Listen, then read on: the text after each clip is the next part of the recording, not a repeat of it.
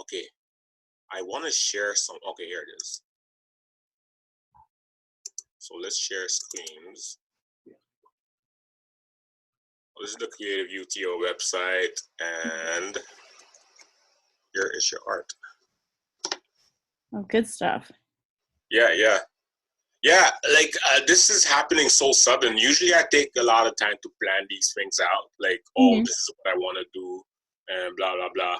But then this happened so sudden, and I've been kind of like, it's been a combination of doing things on the fly, but also just tapping into a other project that I was already developing.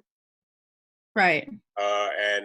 So like an idea that I'm having now is just like finding a way to get people to subscribe to like Creative UTOs. So basically maybe they pay $45 per month somehow, and what they will do then, or what they will get in return, is a box full of art stuff. Oh, cool. Yeah. So I have to figure that out. That is something that is on my schedule of things to do. Like, I don't have interviews tomorrow, so I'll have the whole day tomorrow to kind of get there. I have the questions here separately. Hold on. Oh, no worries. While you're looking for them real quick there, I was just wondering, when you're recording this, are you going to be doing any editing afterwards? Like, if I kind of fumble my wording, is there an option to kind of retake an answer at all? Nah, not really. Like, I mean, let's be ourselves. That's the whole point. Like, I find that, like, and I've explained that, and that was the explanation in the last interview. It's like, if we are too polished and too robotic and whatever, like, it's gonna be a disconnect, right? Like the people tuning in are looking to connect with artists, human beings, and we're gonna make mistakes. We're gonna explain things that might not make sense, but in the end of the day, that's what makes us human, and that's what's gonna make this interview so dope. Okay. Like, unless you like do something like completely insane, and then but even then, I don't know. Maybe it goes viral. I don't know. Maybe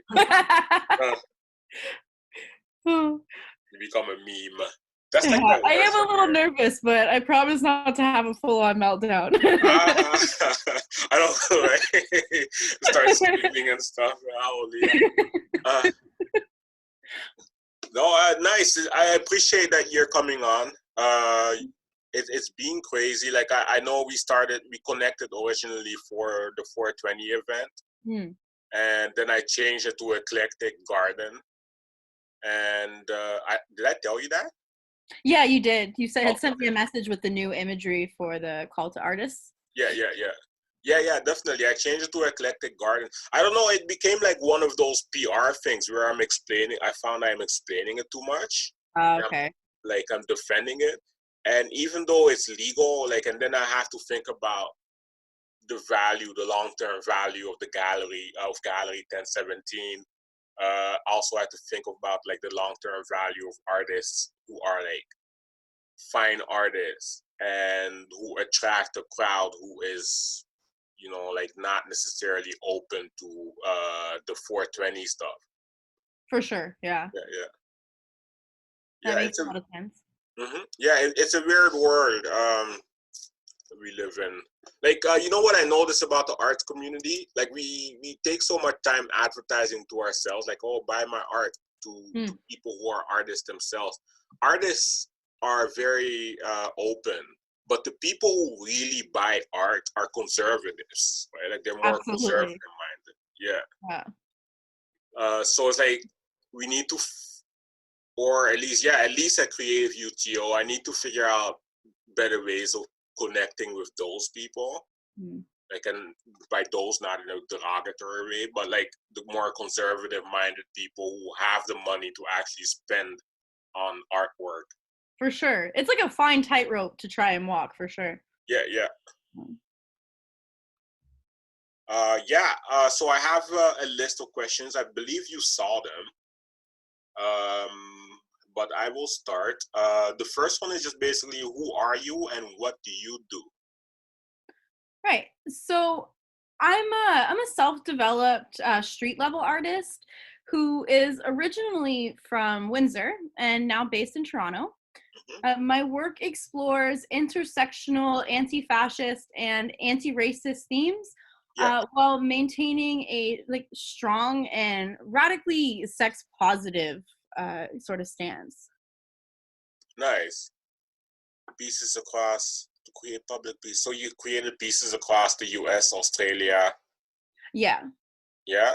Oh, yeah, and you just like you went there as an artist. You created the art, or you sold it and it went there, or So I had connected specifically with Australia was the kind of most the biggest kind of version of this Mhm. was I had connected with some people through Instagram. Yeah, yeah. And so I just kind of booked a flight and went to Australia, That is and so they dope. and some other graffiti artists had picked me up at the airport, and we sort of linked up with Yeah. the crew and painted a bunch of walls there and stuff. Yeah. Okay, okay. And then you went to Hamburg and Berlin. That is so dope. Yeah. Oh, Recently. absolutely. Berlin was totally inspiring to be in because it's just art, art, art everywhere. Yeah, yeah, Yeah. yeah. I would imagine. Berlin. Why am I not remembering where Berlin is? Might be that It's in Germany. Germany. Okay, Yeah. okay. Hamburg. Yeah, yeah, yeah. Yeah. Um, Hamburg. And most recently, Hamburg and Berlin. Both are in Germany. Yeah. Okay, okay. And yeah, well, what are you most known for as an artist? Um, I would say I'm most known for creating powerful, typically female characters Hmm. that are quintessentially sexual beings, usually in the face of our culture that tends to have a lot of slut shaming Yeah, yeah. and objectification. I also say I'm pretty known for my graffiti pieces and hand styles and stuff like that too. Okay, okay, nice. And like, why? What do you mean with like sexual beings? Like, what is your explanation of that? Um, I would say because we as especially as women we are often told to behave a certain way Hmm. or if you're being too sexual that you're sort of a slut or something like that even if it has nothing to do with even something directly related to sex. So I like to paint characters that are just solidly in a stance that is maybe considered something sexual, but it's not inherently who they are at their core. Yeah, It's just a part of who they are as a character. yeah. It's so weird. It's with like since feminism has come around, I've been kind of studying what the argument is from their perspective, Mhm. from the perspective of feminism, and I completely understand it. Like if you go back to the 1950s, for example, you were only showing your ankles, like you Right, were, yeah, right, and if you were to wear a skirt that's by today's standard like pretty much normal, back right, then it would be like pornography. absolutely. And now we have the free the nipple movement. Yeah, yeah, yeah, Yeah, right. Like, so it's weird. It's but it's the universe we live in, right? Like the media just tells us that that is sexual, right? hmm, By sexualizing it, and and now with Instagram, it makes it even worse because like every second to third picture is a sexual picture, for and sure. sometimes I like it. That's why I kind of hate Instagram. Like, it's because sometimes, like, I find sometimes it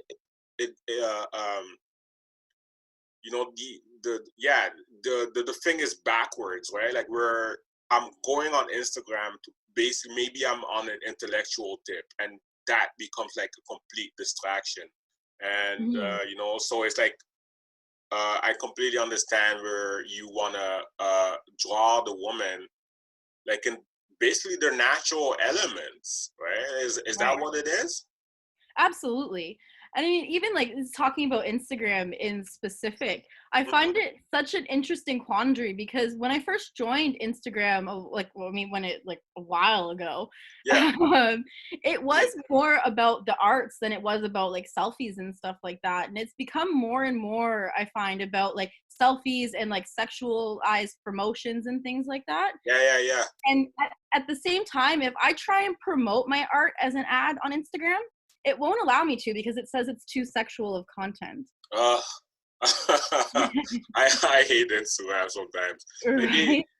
They I had a page with over 2,000 followers, and so therefore I had a lot of messaging, especially since I do a lot of call to artists and stuff. And they deleted it because they kept sending me this action blocks stupidness.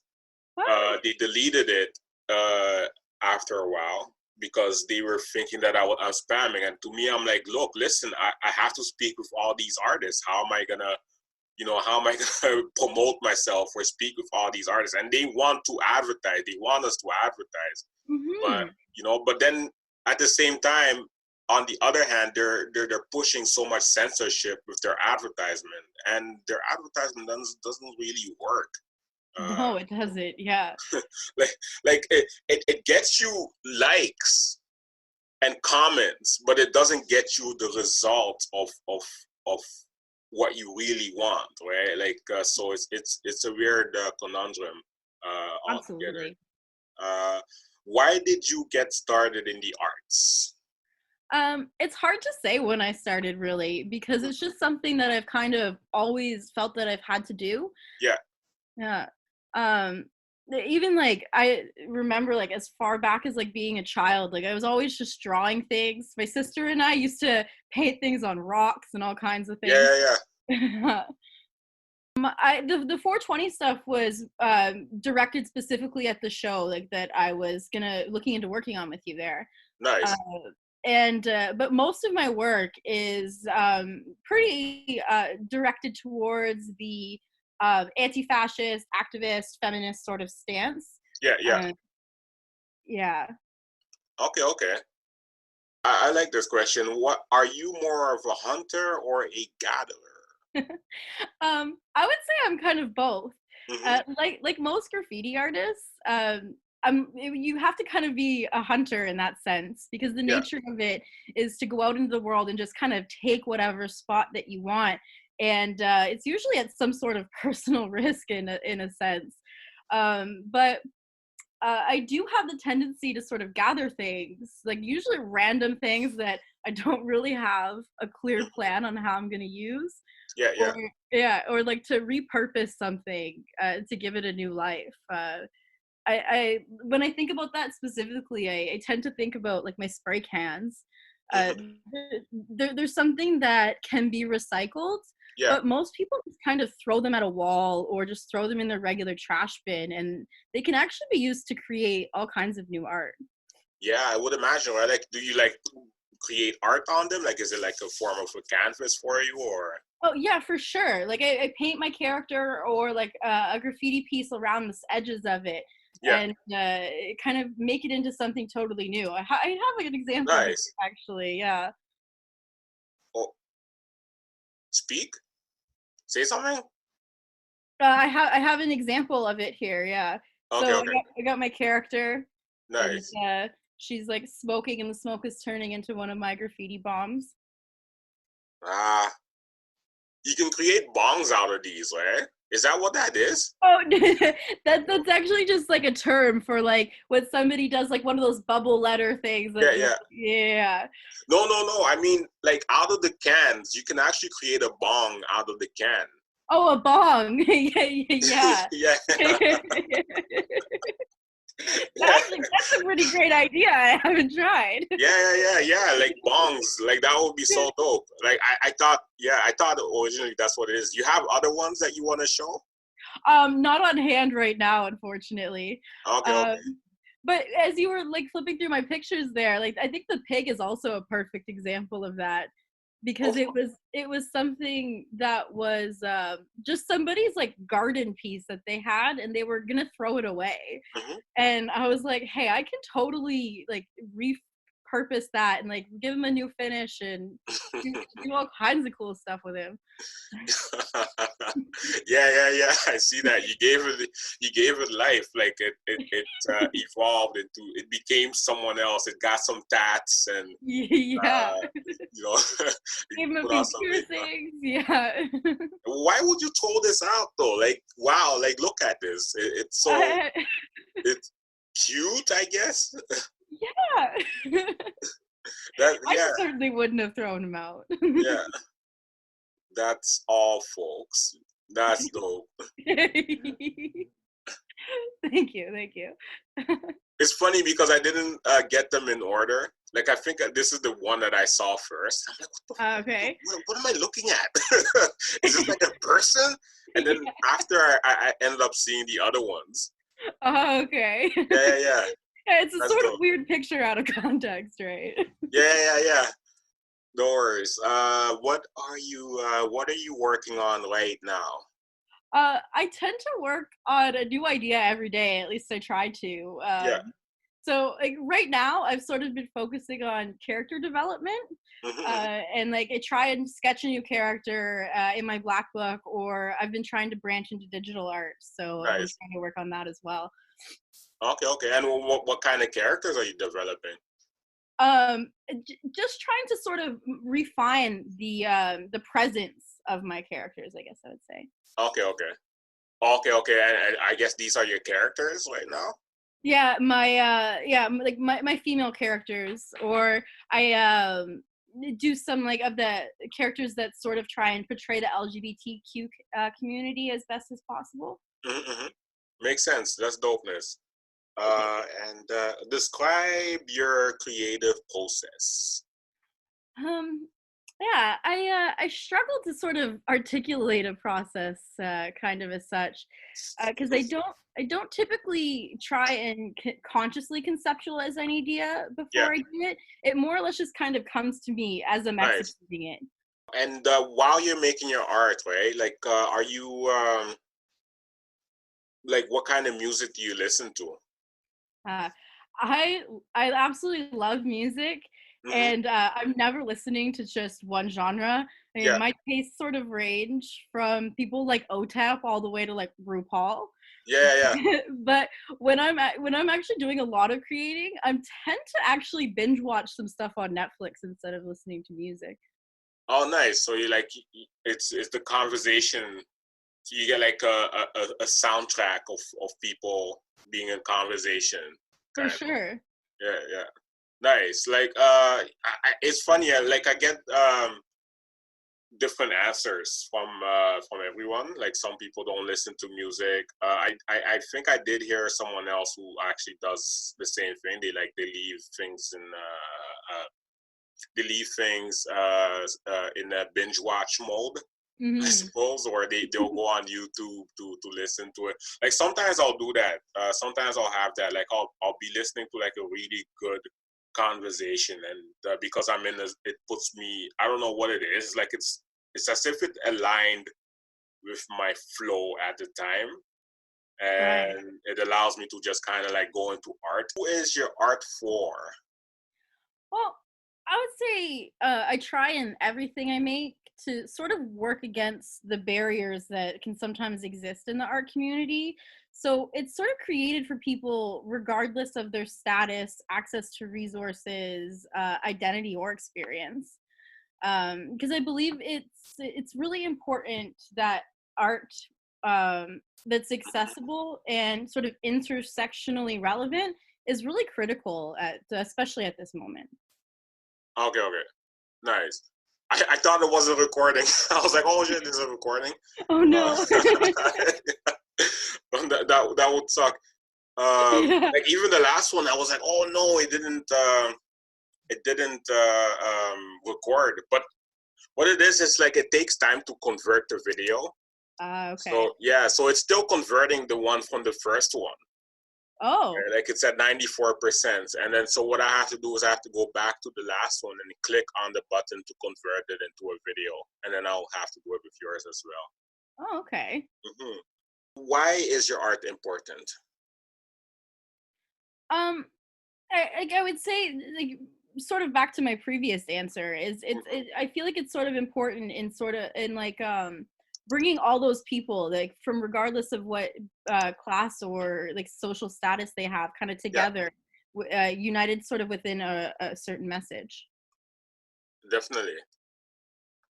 A certain message, like, is it like, who defines the message? Is it you that defines the message, or? I would say because a lot of my work does have a sort of clearly defined message, Yeah. whether it be about whether like an anti-fascist sort of message or something Hmm. that is coming from like the queer community about Yeah. whether gender is identity or not, right? Hmm. So while it can be like it sort of ranges, right? But it is mostly defined by me, I guess. Okay, okay. What is the hardest part about being an artist? I mean, I would say poverty is kind of the hardest part about being an artist for most of us, right? Yeah, yeah, Just like the living precariously, and most of us probably having to work a bit of a wage job, yeah. and like the threat of not having a home and things Yeah, like that, right? definitely, definitely. I completely understand that. Like, you gotta put a, this is like it's come up. This topic has come up on different occasions within interviews, Hmm. and I've used different analogies. But one analogy I used to use is, Superman. His disguise is Clark Kent, Hmm. right? But he is Superman.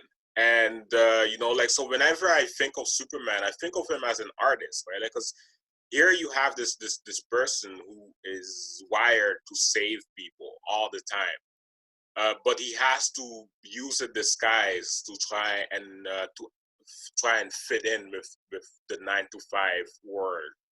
And that's what us artists are. Like, we're we're these super beings, we're these superheroes, and we have to find a way to disguise ourselves into a 9 to 5 world. Yeah. But you know the thing is, though, like, the reality of ours, like, the fact that it doesn't get us a lot of money sometimes. It doesn't get us a lot of money sometimes, but that is basically what we crave for. That's what we live for 24/7. And then all of a sudden, we got to stop everything we're doing so that we can abide by that word. Going further, elaborating on it, this is why I'm creating Creative Unicorns of Toronto. It's for us artists to be able to come together, share resources together, and be able to actually, because we're sharing resources, we end up minimizing the time that it takes for us to make money as artists, and it gives us more time to actually focus and be artists, right? So we live in an abstract world.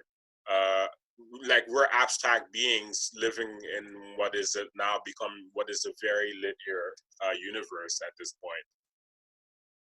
Absolutely. And I mean, the creation of Creative UTO is such an amazing idea. And I do have to really thank you for that. Thank you so much. Oh. It's a lot of work. It's a lot of research. Having to connect with a lot of artists and Mhm. seeing what their point of view on it is, and things like that. For what is the hardest part about being an artist? Did I ask that already? No, Yeah. I asked. I did. That was the last one. Yeah. Oh shoot! I'm so sorry. Okay, no worries. Uh, yeah, that's so. No more three, no more three interviews in one day. Yeah. Yeah, no, yeah, I was not expecting this. Like, I'm really happy about this. I'm really happy that it's creating this content, and that it is allowing for artists to express themselves. So that is dope. And yeah, let's keep it like up. Should I edit this out? But no, I won't edit this out. So teach me something I don't know in the next 5 minutes. Um, so I guess not necessarily saying I think anybody doesn't know this, Hmm. but I think something that is not being given kind of enough attention, Yeah. maybe, is that while we often find ourselves fighting against the idea that exposure is as good as money as artists, right? Mm-hmm. Like, I'm sure we all have our own stories of somebody wanting us to work for free for Yeah, that yeah, exposure, right? But I do often spend a lot of my own money buying spray cans and things like that to go yeah, out and paint walls, because, like, I mean, that's just the nature of graffiti, right? yeah, yeah, But I think being an activist as well as an artist means kind of like putting your money where your mouth is sometimes. So, like, if art only exists behind that sort of like entrance fee, it does sort of exclude a lot of people. yeah, And that those people that are being excluded are often the ones that are the most in need of that message of solidarity and yeah. possibility. So while I'm not saying at all that artists should like always work for free or anything like that, Mm-hmm. it's just that creating public art really is a vital part of our work and Yeah, yeah, should be given a little bit more of like a thought when we're creating things, right? yeah, definitely.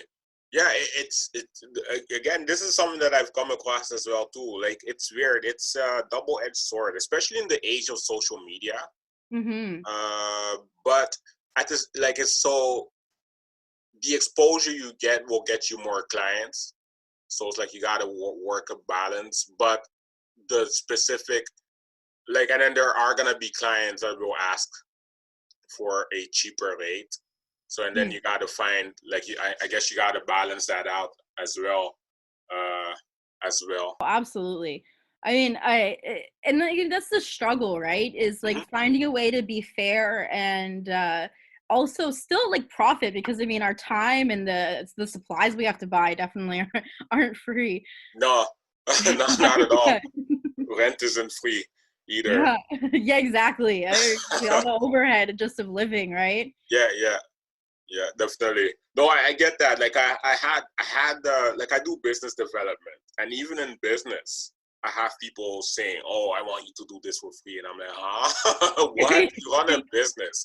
Okay, so give me your product for free." And then they'll look at me like, "What? Well, why are you asking for my product for free?" And it's like, You're don't you doing the exact see? same thing. Yeah. You just did the same thing. Like, I had someone who really got offended by it. Like, oh, yeah, they got offended by it. Like, they got so, like, oh, they're like, "Oh, why are you taking this personal?" And blah blah. I'm like, no, no, this is not personal. This is like, I'm here. You know, if you value your product as a business owner, then you know to invest money into people that are gonna make your product better and make your product make more money for you, right? Like, that's Right. just like you know, how you're gonna help people out. So yeah, it is. It's a weird thing. It's a weird universe. Even so, for sometimes what happens is, for art shows, like, I'll have artists that don't want to pay, and like, I have to explain to them, look, listen, there's an overhead that I still gotta pay. Like, I still gotta pay the gallery, I still gotta pay advertisement, I still gotta pay my own overheads. So it's like, this is a constant battle. And then, you know, like, and this is what, you know, and this is why I'm working with Galleries 1017. I'm working with Adrian Currie, and we pretty much have the same vision as artists ourselves. Is to create a community so that, you know, the money isn't the hassle, right? Because I Yeah, find that that is stopping a lot of the art from actually happening, a lot of the collaborations from happening, or even projects that you might have in mind as well. absolutely. Yeah. Okay, so when did you know that you are a artist? Um, well, I guess I never actually experienced like a watershed moment, so to say, Hmm. just because art has always been a part of my life. So I Yeah. never really questioned it or not, you know? Okay. Okay. Huh. Yeah. Okay. So yeah, you embraced it pretty quickly. Hmm. Yeah. If you could tell your younger self anything, what would that be? I guess it would be that just that like you'll survive this, because I mean that would have been something that would always be great to hear, and I think that would probably a lot of people would like to have heard it at one point or other in their lives. Yeah, yeah, Uh, definitely. You'll survive this. And I suppose a lot of artists or a lot of people, like just people in general, especially now, should be hearing that. Like, you'll survive this. It will make you stronger. for sure. What do you think about when you're alone, either by yourself or in a car? I don't have a car, so I Oh, can't yeah, really answer to that one. by yourself. But I mean, yeah. I mean, if I'm by myself, it's usually because I'm out of the house. So I'm usually thinking, oh my God, is my dog destroying something at home? Yeah, right. You have a dog. Like, is it there with you, or He's here, yeah. what's your dog's name? What kind of dog? His name is Duke. Duke. He's a lab mix. Mm-hmm. And I rescued him when he was just a year old, and he's been Oh my no. little baby ever since. Yeah, yeah. And I suppose it's a grateful dog. Like it Oh yeah. like, I've never rescued a dog, but does it really, do you Um, feel the love from it? Like, I mean, so my ex was the one who actually brought him home the day that he came home to us, and yeah. he just he ran through our door and right into my arms, and it was just such a Ah, touching moment because he knew he was like safe, you know. hmm. Yeah. That is so dope. uh I think like having rescued him like made such an impact on my life as much as his. Yeah, yeah, yeah. Like, you rescue each other. Like, I've had cats. Like, I really want a dog, but I've never had cats, but I've been around cats. I I thought that I would hate being around cats, but it wasn't like that. Like, it became a relationship with all the cats that I've been around. It became a relationship, and the last cat that I was with, I was actually really sad. Like, I felt like the person, the owner of the cat, just kind of punished me by leaving. Like, it was a roommate, right? Like I felt like, oh wow, you're taking the cat. Like, really, like, leave the cat. Yeah, just leave him behind. You create Right? such a bond with them, right? Like it's impossible to like leave them without feeling saddened by it, for sure.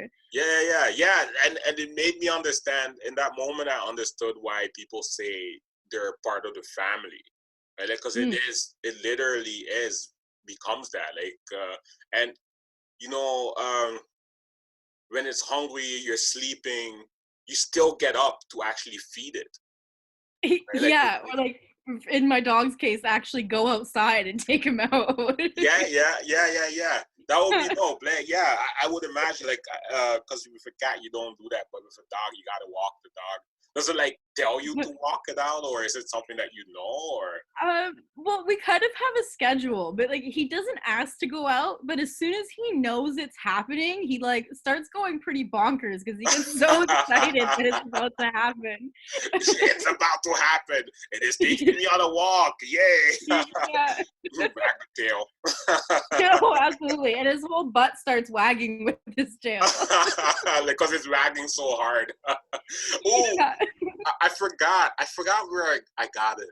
I remember it's supposedly the dog was wagging its tail from excitement so hard that it actually sprained its tail. Yeah, I Oh, remember that was the punchline. And I was like, whoa, that's crazy. yeah. That must have been one real happy dog. Yeah, yeah, yeah. Definitely. Like, definitely a happy dog. That's dope. Like, yeah, a pet is something that I should have. But it's weird. Lately I've been, because since the cat left, I've had more fragile stuff. So it's like, Mm. I'm thinking, okay, if I were to bring in a dog or a cat. So I get it, yeah. Like, is your dog destroying? Does it destroy your stuff? Well, like he gets into the garbage when like if he can smell something that he really wants in there, and Yeah. he knows he's not supposed to do it, so he'll be like hiding, usually in my bathtub when I get home. Yeah. Oh, no way. Yeah, and that's how I know for sure he's done something too. Because when I open the door, I'll hear his like nails hit the porcelain of the bathtub. Hey, I'm dog. I'm not doing anything bad. Uh, you watched the movie Up? No, I haven't actually. Oh, you should watch it. You'll know exactly what the reference I just made. Yeah, you'll know the reference. I'm not gonna tell you because it's such it's such an amazing discovery in that movie. And from now on, whenever I see a dog or a cat, that's exactly how I figure they are speaking to me. Right, I'll definitely check that out. Yeah. Up is a really wow. That is a really I like that movie. It's one of my favorite movies. Period. Like it's up there. Like I don't have a favorite movie, but yeah, it's one of my favorite. Do you have what is your one single? Do you have a favorite movie? Yeah, it's really hard to narrow it down to an ultimate favorite movie, especially it's like Yeah. so much stuff comes out like on a pretty regular basis. Yeah. Um, I tend to watch a lot more TV shows than movies though.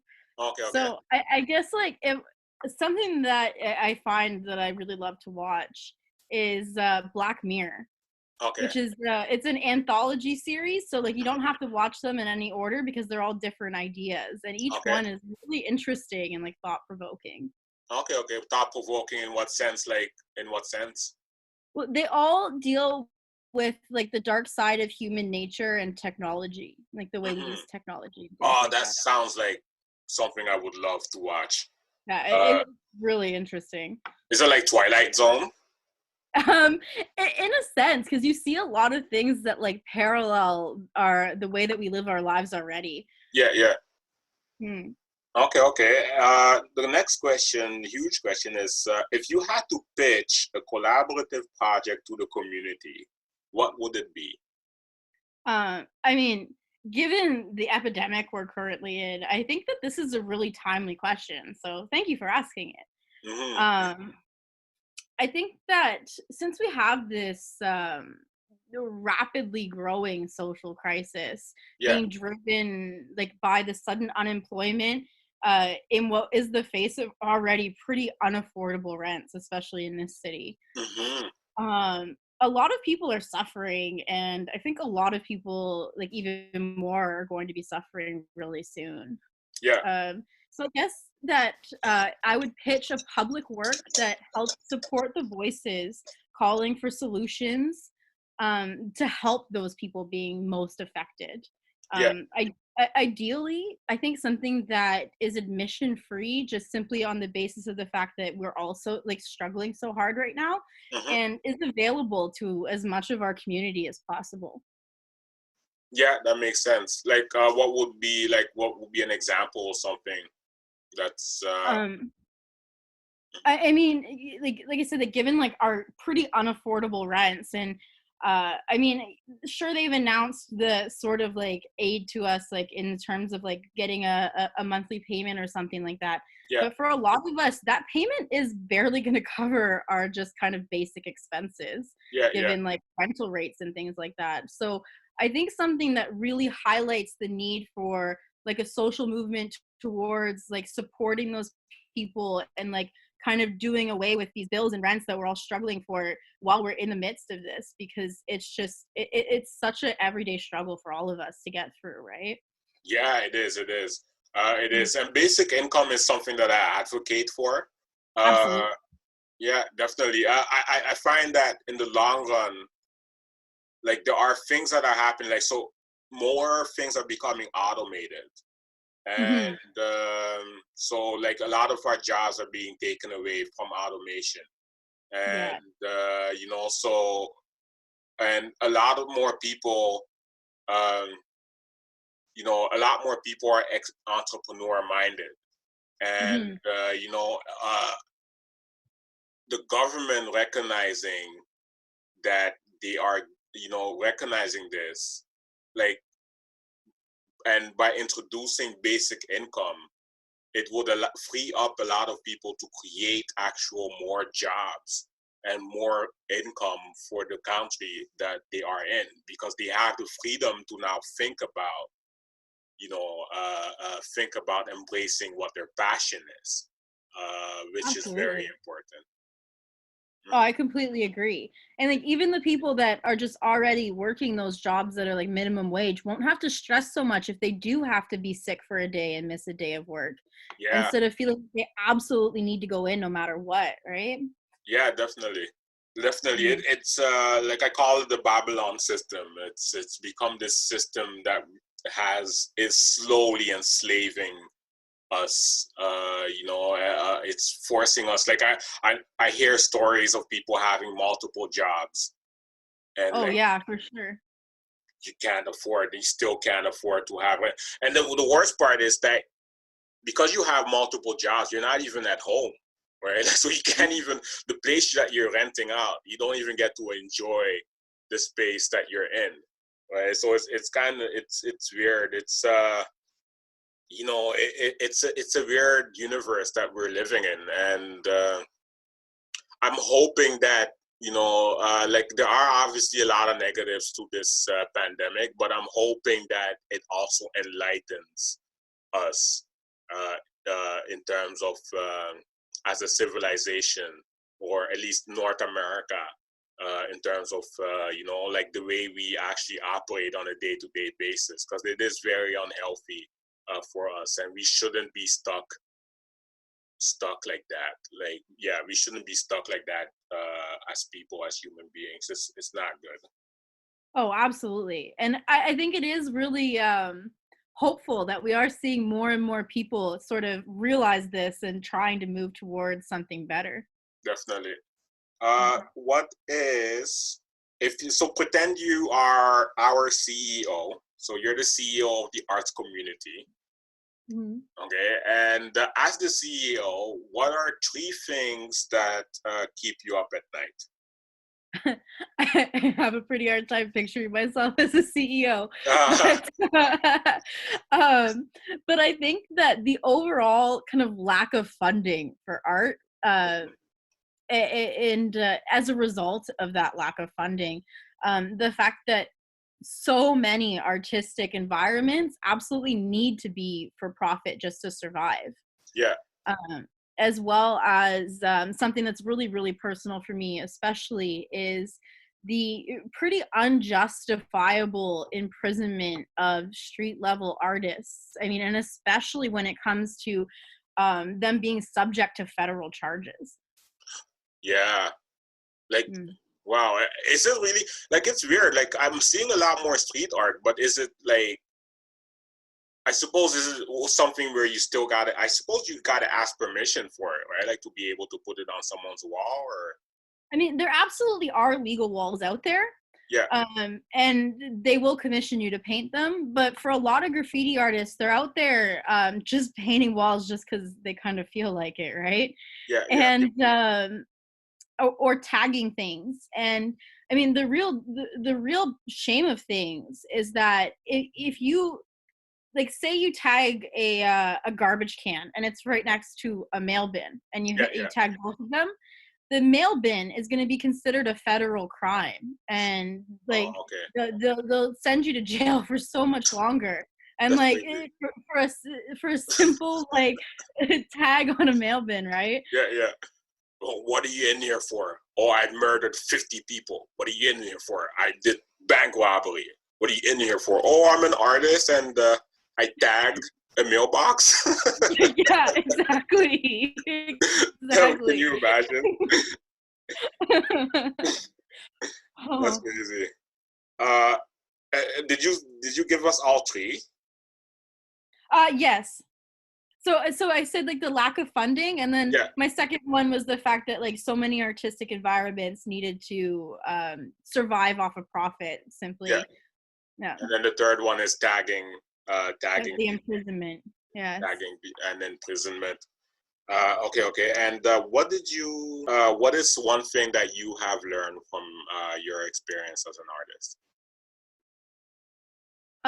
I guess I would say that just the complete subjectivity of like what people actually consider to be art, right? Mm-hmm. Because we have so many people that will look at something like street art or graffiti art and not consider it on the same level as something like fine art, even though they both take such an extreme amount of creativity and like thought process to execute, right? Yeah, definitely.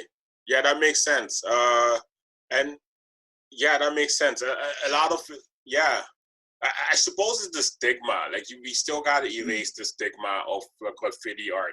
Like at some point before the internet came around, I suppose like a lot of the teaching for graffiti art was just like these are like criminals doing it. These are bad guys doing it, or delinquent children Absolutely. that quit school and blah blah blah.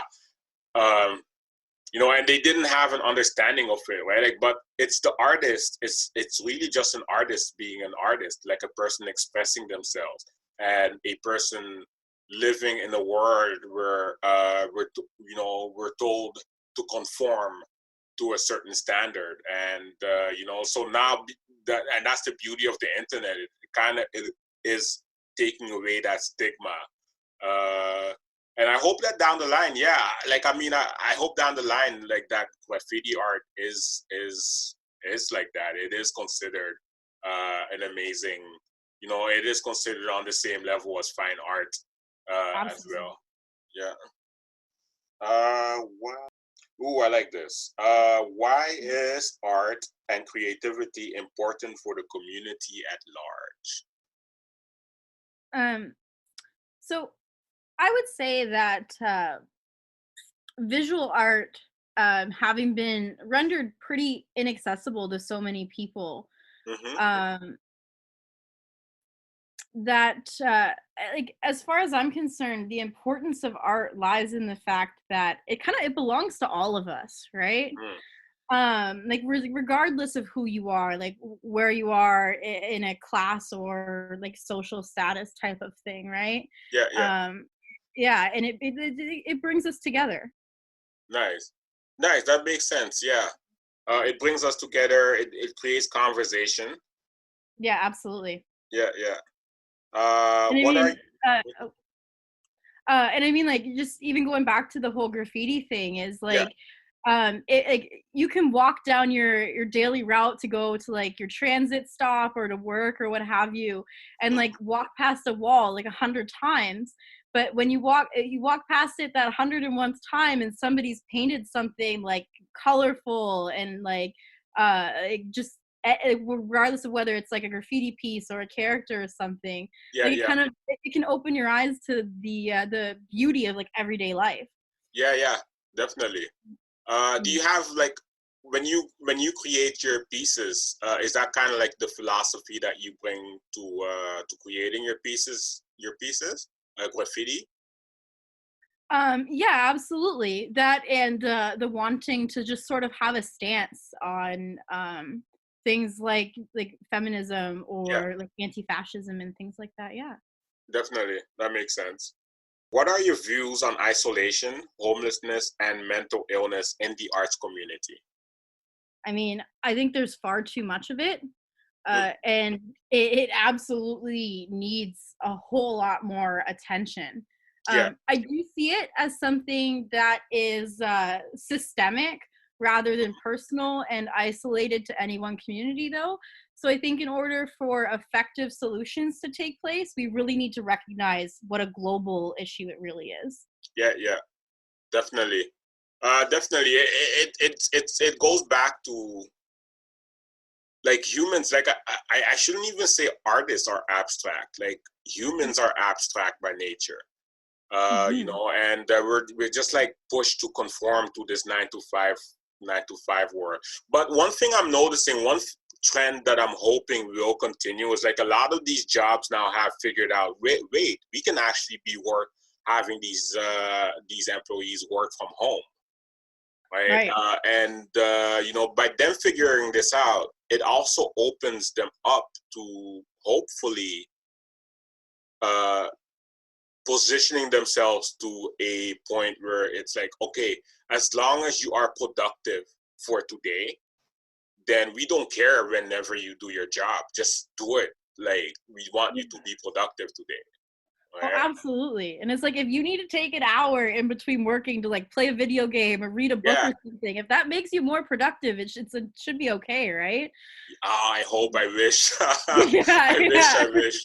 yeah. I wish that happens. Like, but that's not gonna happen. Like, I've had jobs. Like, I find startups, when you work for a startup, it opens up to that. And you know, going back to Creative UTO, Creative UTO is a incubator system. You know, it's an incubator system, and the system is designed to get us to collaborate together. And one thing about this system is that it does open you up like that. Like, you can work on your own time within reason, as long as you are productive for the day, as long as you've done what you needed to do for that day, so that people that are associated with you in that project will know, okay, this person will get their thing done, so therefore I can focus on my task and get my thing done, and therefore we can, so person A, person C, and person D have done their work, and that creates this project, and that group of people end up getting paid for it, and they have all done it within their own time. So it's like, yeah, we need to have more of that openness. So one thing I always say is like, or when I introduce the system, is like, I've designed it in such a way that I can be working from a beach, or I can be working from a coffee shop, and the more work should be like that. And I think that that will solve a lot of our problems that we're Absolutely. having now. I mean, that 9 to 5 grind is killing us. Yeah. You got to wake up so early, and then, you know, it's funny. I don't go out a lot, but when I used to go out, and then I just be on the subway, and the people in the morning, like, it would be so depressing. And it's funny because in the 90s it would be depressing without phones, so people would just be sitting there. But now it's just like people are looking at their, it's so disconnected. Yeah, Like, everybody absolutely. is inside their phone. People are listening to music, and, you know, like, nobody is looking at each other. Like, nobody even knows what is going on half the time. It's becoming, it's weird. There are obviously positives to technology, but at the same time, I'm finding that it is keeping us all within a bubble. Absolutely. As something that was meant to sort of bring us all together, it's doing a whole lot to really isolate us instead. Definitely. Like, and you find yourself, like, a lot of people are stuck inside the echo chamber, because now you can eliminate anybody that doesn't agree with you, and For sure. everybody that agrees with you is within your phone. So, like, one conversation that we had, you know, like, going back to talking about, like, there's a lot of fighting going on for the LGBT. There's a lot of fighting, different interpretation going on for the feminist movement. And then on the other side, you have the men's right movement. Um, you know, and they're stuck within their own bubbles, Yeah. right? And they're accusing each other. And now there is this one thing that's going on of we need to be politically correct, or we need to be saying the right thing. But that is not gonna progress. That's not gonna advance us, right? Like, we need to be able to discuss, debate, or argue things. And we need to see that doing that is not necessarily a negative thing. Doing that is what is going to get us to evolve. Like, for me, for example, like I told you, I studied feminism, or like, I understand it. It has been because I spoke with feminists. Like, I actually listened to what they had to say. And at some points, there were times where I didn't agree with what they had to say. But then you know, she can choose to now shut me down and call me a name or anything of that nature. or she can choose to actually expand on her points and make me see what it is. And then now I see it and it's like, oh wow, I did not understand that this is happening, you know. So it's a weird thing. Like, we need to be able to debate, and because of that, that is how we will advance human culture in general. I mean, that's why I'm such a big proponent for the intersectionality as well, because it means understanding the struggle of more than just the subset group that you've kind of really dedicated all your time to, right? Yeah. And I mean, kind of going back to what you were just saying too, is we want to police more like the political correctness. I'm not like really against it, but I do think that focusing on the fact that people shouldn't say one word or the other word or whatever have you, but without suggesting any sort of real solutions to move forward in these movements is a pretty big problem. Yeah, definitely. Definitely, but it is gonna come together. One thing I found, like, and we had that discussion in one of the podcasts, is comment sections.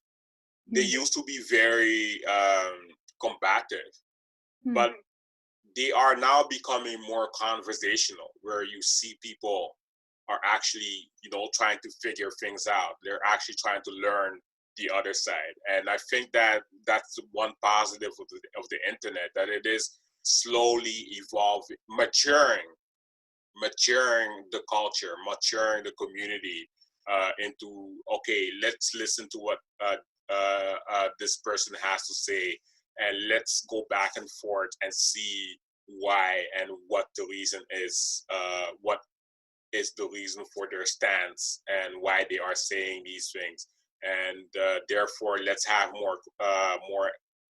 therefore we will have more empathy and more understanding for their specific pain from their angle, even though we don't experience that same pain. We would still have, you know, it gives us that understanding, and that's the beauty. I find that is the beauty of what is happening now, at least with the internet and stuff. Right. I mean, I really hope that we do start seeing that on a pretty large scale. Definitely. It will happen. It will happen. Let's keep fighting, right? Yeah. So what are some steps artists can take to cope with isolation, homelessness, and mental illness? I think that community, solidarity, and like a recognition that even though the causes are systemic, the personal experience is really unique and oftentimes takes like a unique approach to deal with. Definitely. Nice, well put. That was the last question. And we've been, it's been an hour. So that's amazing. Do you have anything to add, like anything to promote for yourself, anything that you have coming up, or? I mean, I don't have anything in particular coming up, but I mean, I can always be found like on my Instagram, or if you're interested in purchasing any of my art through my Instagram, you can find a link that will connect you to both my Etsy shop, where you can purchase like all my original pieces that are available, as well as to my threadless shop, where there's stickers, t-shirts, all kinds of stuff with my designs available on them. Okay. So I'm just gonna go on your Instagram. Okay. Yeah, here it is. Your bongs are right there. No, yeah, that's dope. And like, just about Creative UTO, anytime you have anything to promote or advertise, you can always send me the pictures, and then just send me a blurb of what the pictures are. And I will gladly promote it and put it into the pipeline of advertising towards, Thank you so much. Towards the community at large. Okay. All right, that's awesome. Yeah, thank you. No problem. Thank you so much for coming by and doing this interview. And it was fun. I do apologize. I've been on interviewing all day. I completely underestimate. Like, I underestimated the responses that this would get, and and it's not a negative thing. Like, I'm really happy about this, and I will adapt. And what I will do is I will keep in touch with you about publishing this interview, Awesome. and let you know when it is up. And in the meantime, your page is up. So things that I will do is I will also do like Artist of the Week. And yeah, definitely, it's decided based on volume. Okay. So usually, if you go to the bottom of the Creative UTO website, there is a trending trending trending topics. Is that what I called it? I don't know. Let's find out. Right? Like, but yeah, there is a trending section. Right, and it's basically, that's how I decided. It's based on volume. It's based on people visiting your website, visiting your individual pages. It's based on people purchasing your art, and and what I will do is, this is artist of, I will call it the Artist of the Week, and I will find a way to kind of like marry everything that is happening now to push for your art to be out there for the people to see, and for your video for people to see your video and see what you're all about. Awesome. Okay, thank you so much for coming by. Have a great day. I Yeah, have to you figure out too. how to end these. Do we hold the smile? Like, you know, on TV they hold the smile at the end. It's so corny. Right, like, but yeah, I'll end it. Thank you so much. Have a great weekend. Oh, you as well. Thank you for having me. This is a great idea. Thank you.